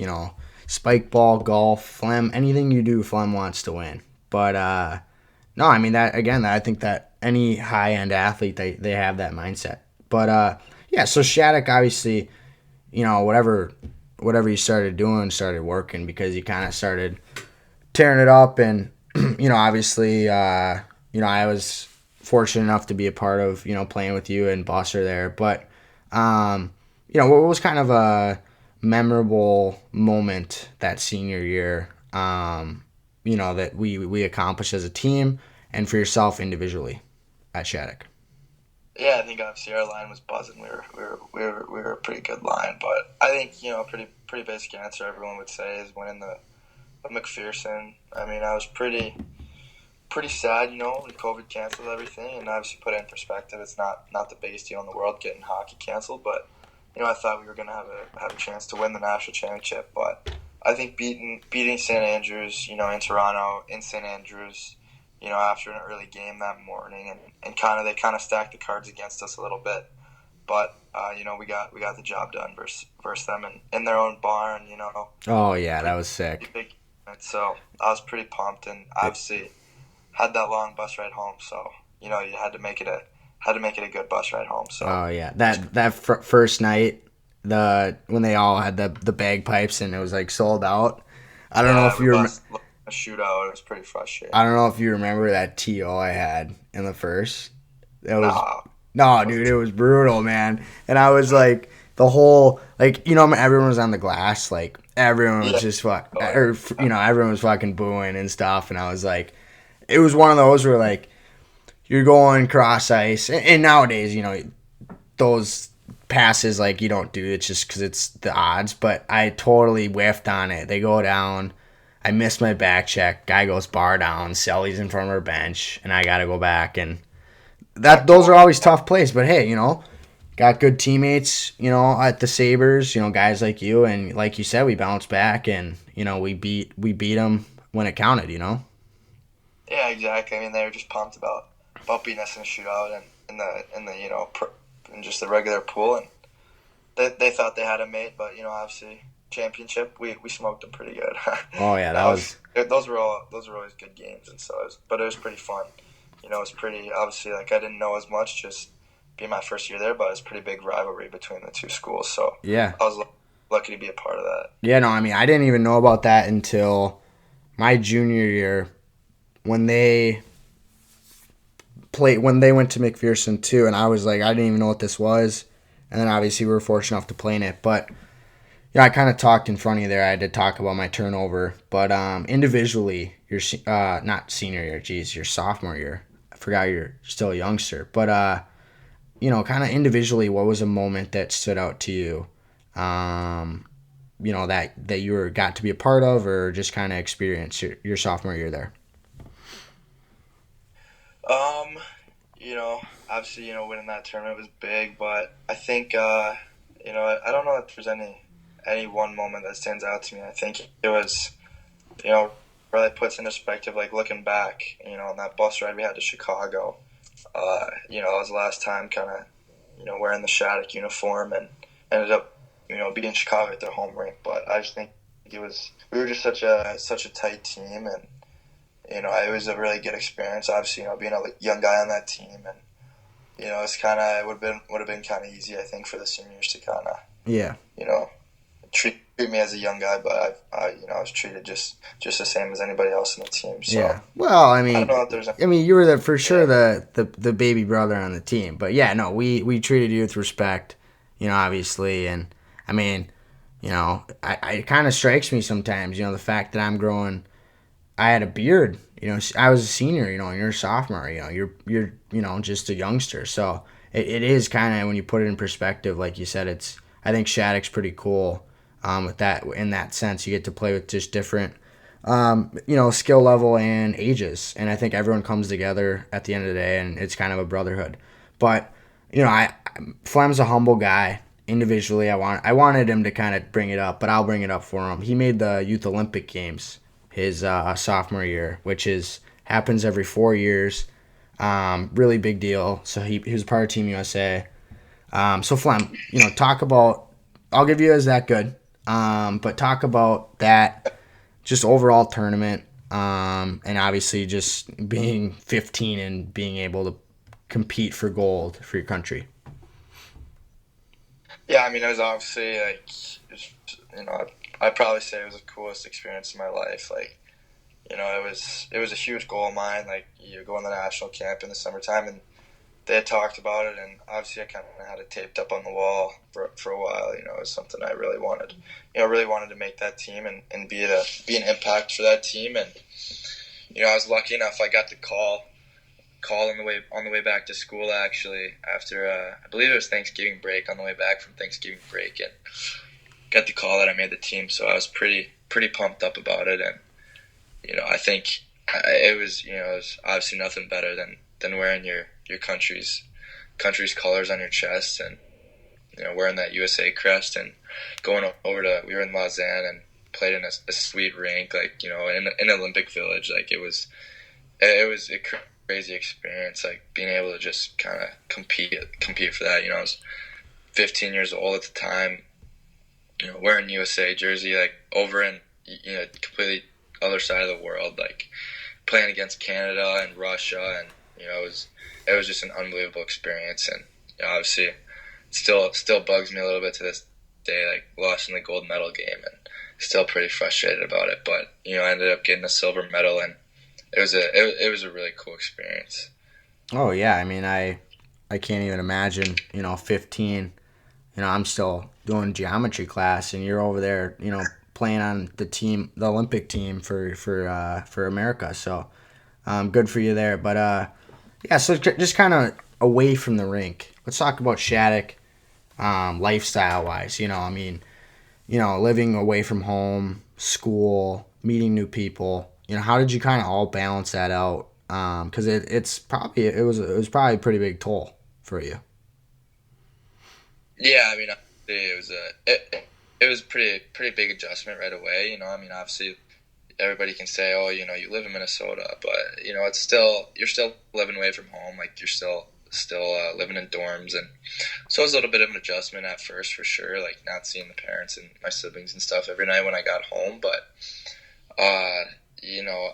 school's always been big for me and my family, so it was always school first, kind of regardless of how hockey went. And, I made sure to take care of my grades and stuff before playing games and, before practicing. And honestly, though, it was a really good learning experience. I always say that, you don't always get the pleasure of hockey, but, the pleasure of just meeting so many new people and, great people, and you learn so many things. Like, there's people over here from Asia, and Europe, and, all sorts of different places you can talk to and meet, and, learn about their cultures and their beliefs, and, kind of challenge you. Obviously, you get challenged on the ice, but then you also had a lot of people challenging you in the classroom for sure. So it was pretty good. Obviously, it was tough at first, but I think, all the guys are so nice, and you're all going through it together, right? Like, you're not the only one there away from your family. Everybody's kind of away, so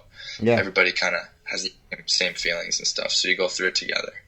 Yeah, no, and I think you touched on it perfectly. I think, and if listeners out there are considering going to Shattuck, highly recommend. But I think that the biggest thing about Shattuck, obviously hockey is huge. Like, just every day you get to put in the work.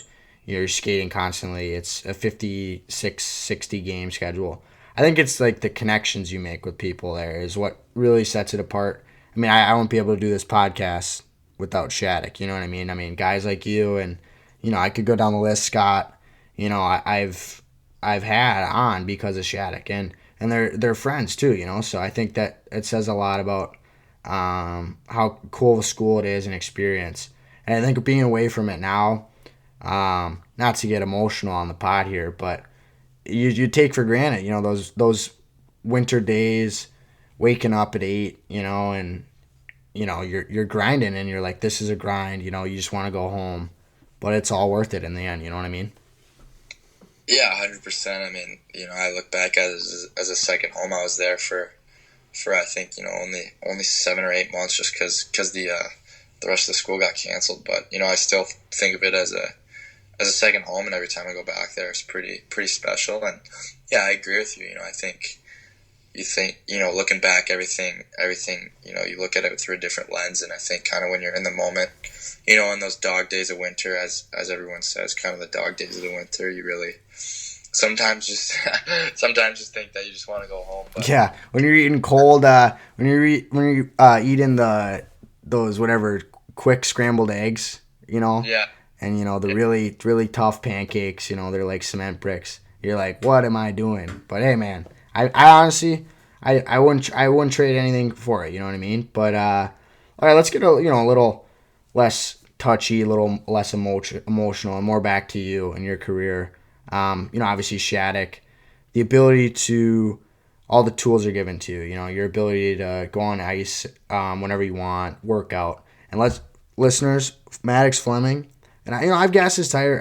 I pumped up his tires pretty high on this pod, but he is the hardest worker I've ever met when it comes to hockey. Almost to the point of insanity. Every time there's a chance where he can, work on his craft, he's doing it, and he introduced me to things I didn't even know about, and one of them is Power Edge Pro, because I don't know if Flem remembers the first time he brought me to it. I think I took out every one of the obstacles. I mean, it was really hard to watch. But Flem, just this work ethic, where does it come from? And kind of what kind of has made you do all these extra hours? Because it's a grind. Yeah, I appreciate you saying that. But I mean, I don't know. I feel like I'm a pretty motivated guy, and a lot of times, growing up, like I said, like I didn't have parents that played hockey. I didn't have that kind of thing, and it was more of just my parents telling me, like, hey, like, you want something, you have to work for it. Like, nothing's given to you. And obviously, like, seeing my dad, he works at the hospital, and works harder than anybody I've ever seen. Kind of day in, day out, and no questions asked. Never talks about it. Never talks about how hard he works. He just kind of goes in there and does it, and let his results speak for themselves. And it's something I grew up watching a lot of hockey, and a lot of the quotes around all the best players were that they're the best players for a reason, right? Like, you see all those guys on TV watching, and you kind of think to yourself, like, why are they there? It's not because they were Not by lucky. luck. Yeah, like they weren't just lucky, and they weren't just they didn't just win a lottery ticket to be there. Like, it's because they put in the hours, and I've always, in my opinion, my belief is if you work hard at something, and you really no matter kind of what happens, and obviously you hear this a lot from people, but no matter what happens, you just keep working hard, like put your head down and Yeah. keep going. Everything kind of works out, and I think it's fun too. Like, it's not, as like, going to shoot pucks for an hour, like it doesn't feel like work. You know what I mean? Like, Yeah, no, you do it because you love it, and I think the cliche, like you said, I think it's the best cliche out there. You just, what's the one they say? Keep your head to the grindstone or something, or keep your foot to the grindstone. There we go. I got it. But yeah, no, I mean, like you said, you gotta love what you do, and you almost have to be a little bit insane about it for the hours we put in, to achieve our goals. But yeah, I mean, I'm not gonna lie, man. The Power Edge Pro at the beginning was not fun for me because I look like an idiot. I mean, you can attest. Let the listeners know it was pretty tough. yeah, maybe got a couple comments after, not to bring this guy back because I'm costing him so much money and the tools there. Yeah, jeez, man. No, that was just kidding. Yeah, no, I took out a lot of those, but I've gotten a little better. I haven't done it in a while, but yeah, it's cool training, and I was kind of gonna jump into the training aspect for you more, not as much mindset, but what you do to help you prepare your game, and then we'll jump into obviously NTEP and then kind of your recruiting process for college. Before we do, just talk about your training. What do you kind of do in the off season to help prepare you for your game? Yeah, for sure. So, I think, you hear off season, and some people kind of think just a time to relax and stuff. And, I kind of view the off season as not necessarily a time to get away from hockey, but, time to work even harder, because now, you can work even harder and you don't have games on the weekends. So now you can kind of push yourself even harder. And so, I kind of 6 days a week, I'm in the weight room, 2-3 hours, just getting stronger and faster. And, it's something I've really taken a big appreciation to, treating your body well, making sure you're getting stronger, getting faster, eating healthy. And, I've really started to watch, like, the way, obviously, like, you probably know, I used to skate for just 4 hours a day, like 7 days a week, like, because, I just love being on the ice so much. And, robot, as you grow up a little bit, that's not always the smartest thing for your body, or for, kind of, in the summertime is time to make sure you're locked in and dialed in on your body. And, if you're kind of skating 4 hours every day, like, it's not necessarily the greatest thing for you, I guess. Like, I'd love to, but yeah, you got to recover and take care of your body at the same time. Yeah, exactly. You got to make sure your body's good to go, like making sure you're treating all your injuries, all the nagging stuff through the season. So I think just making sure I'm in the weight room a lot, and I've go to a little bit of yoga. Is that good, right? Oh, yeah, I'm a huge yogi. Do you do yoga sculpt at all, or just kind of more? Actually, I don't, because I think that yoga sculpt is harder than lifting weights, in my opinion. It's impossible. Oh, so you're admitting on the pod you can't do it. Yeah, I mean, pretty much admitting, like, yoga sculpted and me are just your enemies. Just not compatible. I think that Flem, I get a lot of people always say yoga sculpt's not a workout. I brought Nick Kong to yoga sculpt once. You can ask him about it, how it went. It is intense, man. The heat in the class and the weights, and they're low weights too. It's just your heart rate's constantly up, so that makes things automatically more difficult. It's really good for you too. It's a good cleanse. But I like that you mentioned yoga, because I think a lot of hockey guys could benefit from that. So kudos to you.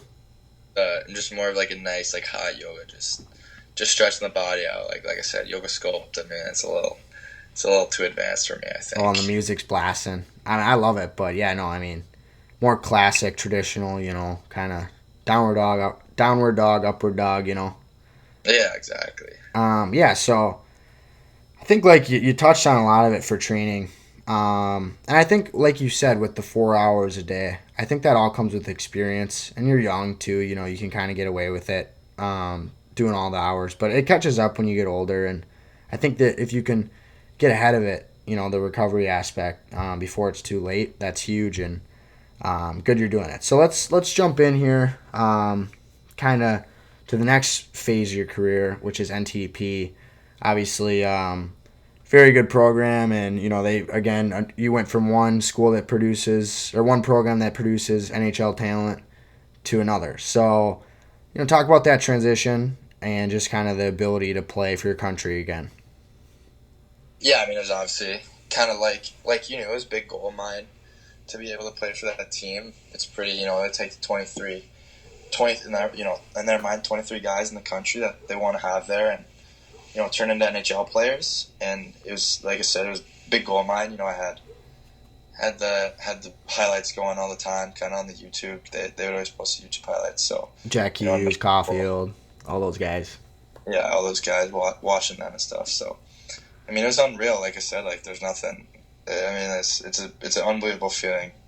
You get to kind of look in the glass and you do a little bit of a double take, kind of seeing yourself in a USA jersey. It's pretty crazy. I mean, we live in the best country in the world, in my opinion. I mean, so being able to put that crest on your chest every day is pretty special. So it was awesome. I think not only from a hockey aspect too, like everything. Everybody talks about hockey and what you learn for hockey, but I think part of it too is kind of what you learn. What you learn in life, like going through adversity, and everything's not smooth sailing. Obviously you got to learn how to deal with a little bit of setbacks and stuff. And obviously I had a bit of trouble. My appendix burst and got some COVID stuff. Like went through that, and I think just not just letting up and just kind of keep hammering hard, and also learning how to be competitive. Like you learn from they're taking the 23 other best guys in the country, and they do things different than me, and I do things different than some other guys, and some other guys do things different, and kind of learning what works for those guys. And okay, maybe this isn't working for me, but it's working for him, so I'll take something that he's doing and test it out, and it starts working for me, and kind of those kind of things. So just not only hockey, hockey skills and get better at hockey, but just learning things about life in general. Like you said, like you're away from home again, and in a new place, like with guys from all over the country, and it's kind of it's like you said, it's like it's the growing like pains, bigger, right? Yeah. I think it's all, again, I had this talk the other night with my mom, and it's true, like growing pains. I think that every time you put yourself in a new situation and it takes you outside your comfort zone, in the end it's beneficial for sure. And like you said, you go from Shattuck to NTDP. Those are two programs that are very high competitive environments, and I think that's why they have the most success at producing top talent, is because it's just constant people wanting to be the best, and everyone pushes each other every day to get better. So yeah, obviously NTDP, great program there.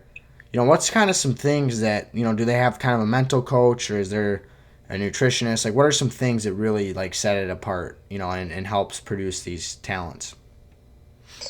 I think the coaching staff is second to none. But I think definitely one of the big things is the weight room. I mean, Brian Galvin and Will Morlock and Anwar, like the guys there, they're next level. I mean, you look at the NHL, like all those guys are in peak performance, like physical shape. Like it's a big thing, and it's something that I didn't appreciate for sure enough until I got there. I had always wanted to, how it was at Shattuck. Like, yeah, you're kind of you're young, but you're a wannabe bodybuilder.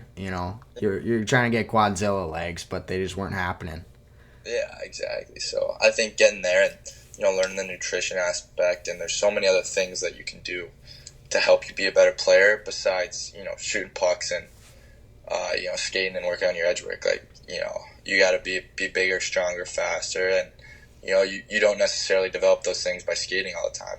That happens off the ice. And same thing, like, you want to be ready to go on Friday night for the game. Well, what are you doing on Monday, Tuesday, Wednesday?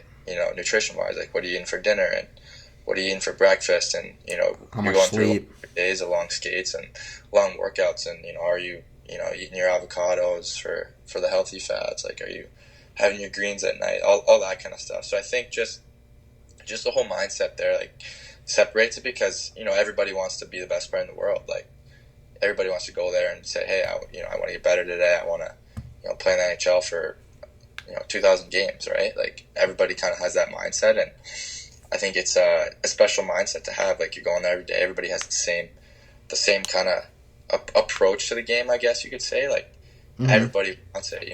Everybody wants to win. Everybody hates losing. Iron sharpens iron. Exactly. So, I think that aspect of it was really cool. Yeah, no, and I think you again, because I think it is a thing where people don't know a ton about, kind of like Shattuck, kind of one of those.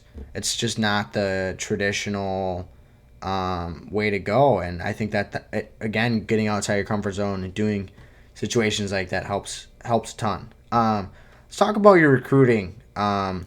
Obviously, with the new NCAA rule, they wanted to get rid of kind of early commits. 8th graders and stuff committing. So, they moved it to, was it summer of your sophomore year? Or was it? Yeah, so no, it was, I don't know if you remember, but It was Christmas. It was January 1st. Yeah, I actually stayed over at your house, had a good sleepover that day. Yeah, we played a little pong. Let's not call it a sleepover, we'll call it a boys' night out, Still young, I was still young, it's still Yeah, sleepover. he's still, he probably still calls it sleepovers these days. But anyways, yeah, we had Honger over. We played a little apples to apples with Emma and her friends. Shout out Em. Yeah. I won some ping pong, obviously. Yeah, Flem's not bad at ping pong, but Best in ping pong. kind of a bot at pool. But anyways, yeah, so I lost my train of thought. Yeah, so, January 1st, and obviously, talking to coaches and a lot of schools, talking to schools. Oh, trust me, dude. It was crazy. You don't have to be humble, Flem. Eh? I've already pumped your tires enough on this pod. Yeah. So, it was a really, really, kind of a tough process. Like, there's a lot of really, obviously, like you said, I put in this perspective, like, it's tough, like, choosing from schools and stuff, but there's so many, good programs, and all the coaches are so awesome out there, and they're all trying to get you to come to their school. So obviously they're selling their school to you and telling you all the great things that you want to hear about their school. And so it's a tough decision. Like, I had a really great time. I learned you learn a ton of things, like talking to all the coaches of these college programs that have guys that, graduate from these programs and go have really successful careers. And so I was super interested in, why are these guys, being successful after college and stuff. So, but I think, obviously settling on Notre Dame, like I told you, school is a big thing for me, and obviously hockey's a big thing for me. And, in my opinion, humble opinion, I don't know that there's a better mix of hockey and school out there, excuse me. And, it's just a beautiful campus. Like, the coaching staff's unreal. Like, I don't know if you've been to the rink, but it's beautiful. Oh, yeah, rink. Compton family. Oh, it's unreal. Yeah. Yeah, beautiful. And so I think it was kind of, once I committed there, it was really, really, really pumped about it. Like, No second thoughts, no regrets. Yeah, I went on a visit there and in the fall, and it was just like, kind of solidifies it in your mind, like, this is a really cool place. And hockey is so, as like, it's so kind of worried about what's next, you know what I mean? Like, you're always worried about the year after and when you're playing. But I think it was definitely nice to kind of, Be go in the present and say, okay, this is what's in my future, and hopefully that makes you, focus on the present more, focus on what's going on right now more, for sure. Yeah, no, I think, again, society in general, just that's a big problem, and I do it too, just not being content in the moment. You're always thinking ahead, wanting something more.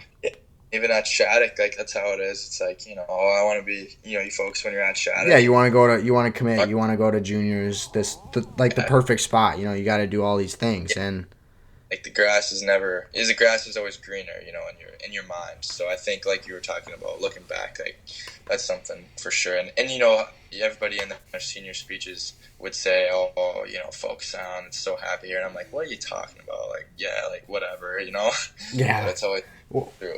So Flem, how would you rank my senior speech? Were you there for it? I was. Obviously, it was an out speech. I don't know. I might need a little. Oh, was it over Zoom? Bro, I can't believe you can't. Okay, whatever. Wait. We'll get into this after the recording's over, but no, it was not on Zoom, Flem. I thought it was one of the more memorable speeches. Frankie introed me. I talked about my nickname on, remember? Whatever, man. You're probably sleeping through it. Anyways. No. I'm going to give myself a is that good because my senior speech was money. I'm sure it was awesome.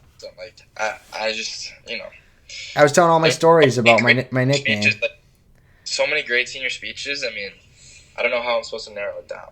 Yeah, I mean, mine was for sure up there. But anyways, yeah, I mean, again, like you said, combination of school and hockey. I think I feel like there's kind of the top, kind of Notre Dame, BC, Michigan, obviously Harvard. BC second. Wait, why is that? What'd you say? Listen BC like right away. Like, is there a certain reason like BC? Nah. This is about you, Flem. All right, but no. It's true. They're all great combinations of school and hockey, and you can't go wrong with any of them. But Notre Dame's obviously a great school, and I think it'll be a great fit for you. But yeah, let's jump before, kind of we get into kind of some golf talk and just kind of me and Flem got some good stories. Let's talk about Sioux Fall quick. Just kind of your in the USHL, playing with kind of older guys still. You're still young. You're a senior in high school. What's that been like for you, preparing you for Notre Dame? Yeah, it's obviously been a ton of fun. Like, we got a really great group of guys. I think our locker room's really tight. I know that we're kind of in the bottom of the league right now, and obviously it's pretty frustrating to me. Like, I'm not a big fan of losing, as you know, like I've said. But trust me, no.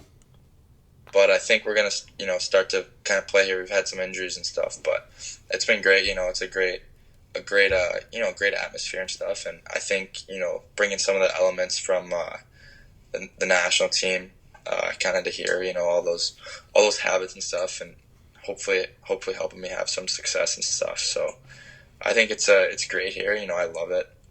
Coaching staff's awesome. Like I said, like great city, great arena and stuff. But I don't want to get too into it, because I want to kind of like you said, just focus on it now. Like, I want to start winning. Obviously, I want to hopefully make the playoffs and make a deep run in the playoffs. That's my goal. So yeah, one day at a time. Yeah, no, I think again you got we haven't talked in a while, but just again, all my guests, Scott, anybody, I think you've matured a lot and you've got a good ground, good framework for the future here. Let's get away from hockey. Just kind of a little more, just kind of me and you. Our friendship over the years. Let's talk about golf a little bit, because I think Flem would say he's a golfer, and I would rebuttal with he's attempting to golf. But Flem, talk about your golf game for the listeners. Yeah, well, obviously you like bringing up golf because you like to say you're 1-2 handicap or scratch golf or whatever. Like, obviously, I'm actually at a 4. My putting was a little off last summer, but anyways, is that good? Yeah. But yeah, no, Flem, talk about your game. I mean, talk about how you play golf. My game is unique, is all I can say. Like, a lot of people have the basic drive it as far as you can straight.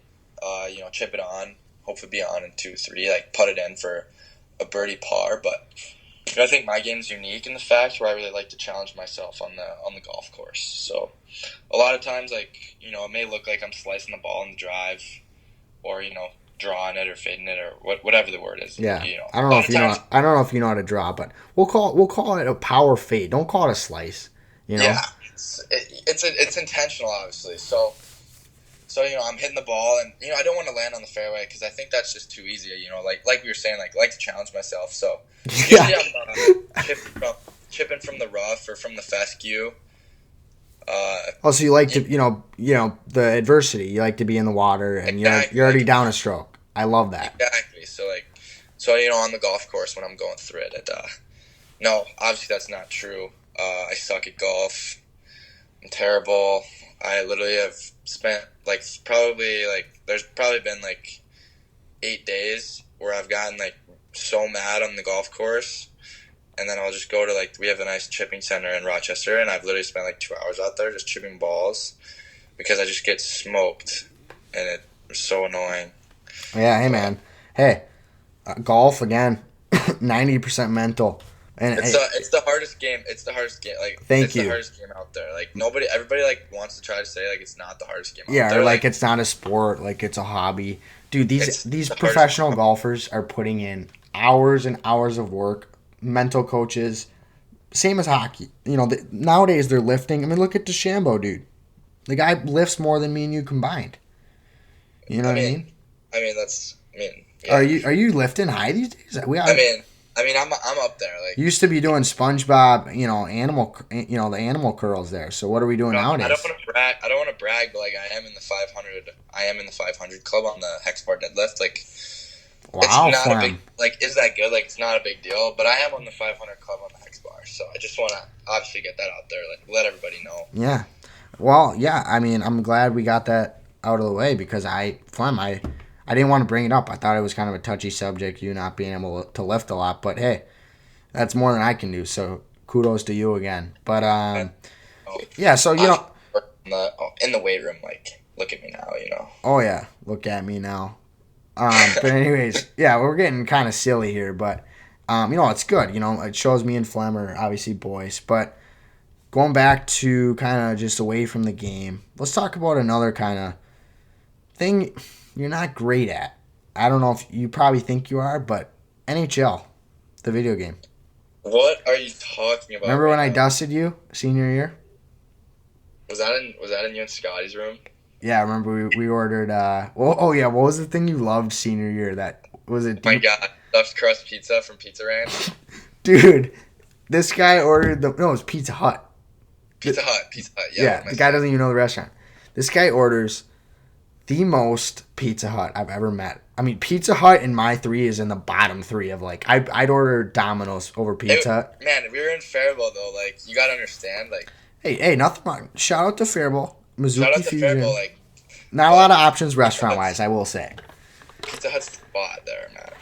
Yeah, Flem. I don't know, man. I mean, I guess it's fine. But when Flem, the best was, so we played Chell. I dust him. Is that good? But he's like, we ordered pizza. He's like, dude, you gotta try this pizza. Like, it's the best in the world. And I ate it. I'm like, I would give a Barstool 3. I will say the dessert was amazing. Those you can't deny like the dessert, like the cinnamon knots, like. Very good, I will say. Yeah, but Flem, I mean, we could honestly go on for hours about the stories we got. But let's, again, don't want to make it too long because, again, it's just such great content. Speaking of content. Yeah, both quantity, right? Speaking of content, what'd you think of our trailer for the Hockey Wax? I made it myself. Yeah, I actually thought it was a great trailer, but I was a little disappointed in the shots. I think they were pretty average shots. I think if I were to shop up the pads, I would probably save them. They were muffins, and I'm not going to lie. And part of it was I was focused. This isn't an excuse. I was focused on making sure the camera, because if I were to do my real shot, it wouldn't even be able to detect it on the camera. You know what I mean? Shots just that fast. Like, it wouldn't be able to detect it. No, I'm kidding. No, they were muffins, and I was getting shit for it. But I who cares? I mean, I don't. The one time my buddy, he was ripping them, but it's fine. Anyways, yeah, it was cool to obviously, check out the Hockey Wax. Flem, I'll send you some if you want, because, man, it's If it's next level, like, obviously I'll take some. Oh, yeah, it smells great, too. Yeah. But, yeah, so I don't know if you've been listening to our pod. We like to wrap up kind of the interviews with, we call it Fire Crotch, because both me and my hosts are gingers, if you get the joke. But, so we do 10 questions. Sorry there. Down the wrong pipe. 10 questions, rapid fire. Can be anything, And you're a man of many mysteries. So let's get the listeners to know you a little more here. Yeah, many mysteries. All right, we'll start her off. 3, 2, 1, Fire Crotch. First question. Favorite artist?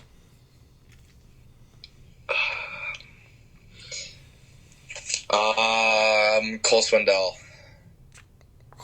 Cole Swindell. I don't even know who that is. I thought it was like Juice WRLD for you. Cole Swindell. Well, I've honestly moved to more of a country. You're a changed man, Flem. You're a changed man.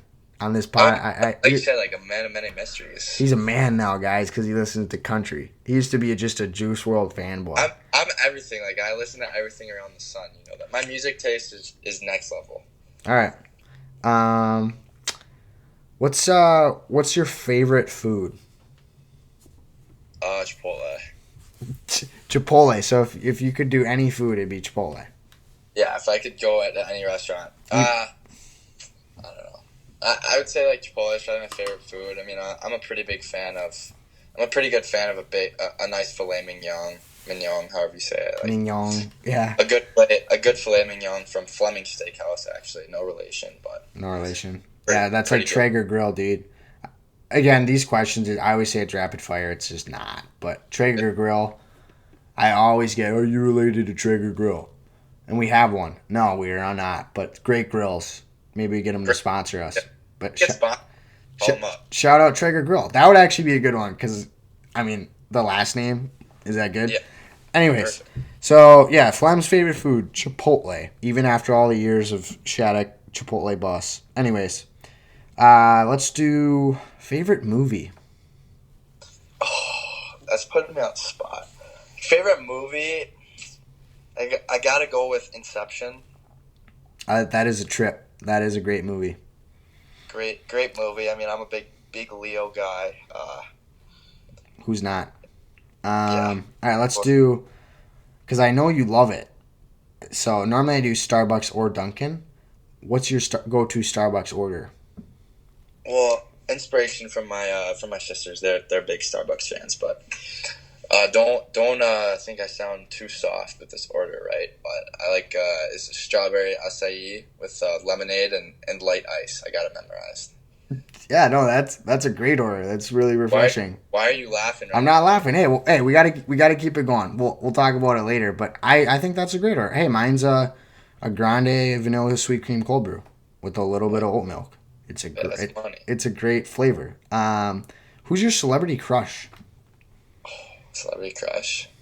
It obviously rotates through a lot, but right now I probably got to go with a pretty basic answer. I'd go with Madison Beer. All right. I respect that. What's your dream? So, besides hockey, what's your dream sport you'd want to play professionally? And what, in that sport, who would you want to be? Pretty easy answer. Is this current period or any period? Any period. Any period of time. I think if hockey's not an option here, I think there's no question The Last Dance. Michael Jordan, obviously. Yeah. 9 goals. Is there a different answer than that? If you answer something. Tiger Woods golf's kind of right there, but I'll give you credit. I don't know that anything can compete with The Last Dance, 90s Michael Jordan. I think. I respect you putting Michael over LeBron a lot, and I agree he's the GOAT. I don't know that that's even a discussion, honestly. Talk to Scott Morrow. He'll beg to differ. Yeah, great movie. Check them out. Shout out Last Dance, Netflix. All right, everything I do now is just a free ad. All right, next one. Let's do player comparison. in the NHL. Bigger comparison. I mean, I don't want to. No, it's not. Trust me. I mean, we've had guys say Connor McDavid. You know, I don't know that I'm necessarily Connor McDavid. I wouldn't compare myself to that. But I think a guy that try to model my game after is for sure like Mitch Marner. You know, right hand, similar size, white tape. Mm-hmm. Guy. Matt Barzal. You know, also white tape, right-handed guy. Guys I love watching. So for sure those two probably. Yeah. All right. So we're on question. Was that 6? So we're on 7. Yeah, we got 4 more. Again, this is not rapid fire at all, but hey, it's great content. Who cares? Yeah. All right. Are you a hat guy or not a hat guy? Backwards hat guy. Well, only when it's respectful to have the hat backwards. I've been in some, NTP Shattuck, like backwards hats don't fly. No, it's the Cardinal sin. Yep. But when like the time's appropriate, I think a nice backwards hat. If the hair's a little long, maybe hopefully the wings are sticking out a little bit. But but yeah, for sure, hat guy. All right, I respect that. Who's got the aux in the locker room? Well, right now it switches off, but it's Cole Miller and me. I don't like to brag, but I have had the aux cord in pretty much every locker room I've been in. Besides Shattuck, but our sophomore year. I pretty much had the aux cord at Shattuck as well. When everyone was out of the locker room and you were the last one, but yeah, well, partly that too. Yeah. Hey, no, Flem, it's okay, man. You don't have to fake it. You have great music, okay? I do have great music. Yeah. All right. Let's go spike ball or can jam. Is that even? Why is this a question? Dude, Flem, they're just it's fire crotch, man. It's clearly spike ball. Yeah. Okay. I'm gonna do a sub question. It doesn't count for the real thing. How would you rate your spike ball game? Well, what's the scale? If it's out of 10, like I'd probably give myself like 1,000 out of 10, probably. All right. Let's just we got to wrap this up because the cringe meter's going up. But anyways, no, Flem, you're a good player. I'm really deceptive with the ball, and I think I catch a lot of my opponents off guard. We had some pretty good battles. Oh, in the Traeger backyard. Yep, we'll get you over there again. All right. We got 2 more questions here. Summer or winter, and why? I think summer for sure. In Minnesota, I don't know that many people like walking out of their house and it being 30 degrees below zero outside. Definitely, and I think summer, Minnesota, land of 11,000 lakes. I think a little 11,000. Being on the lake, nothing better.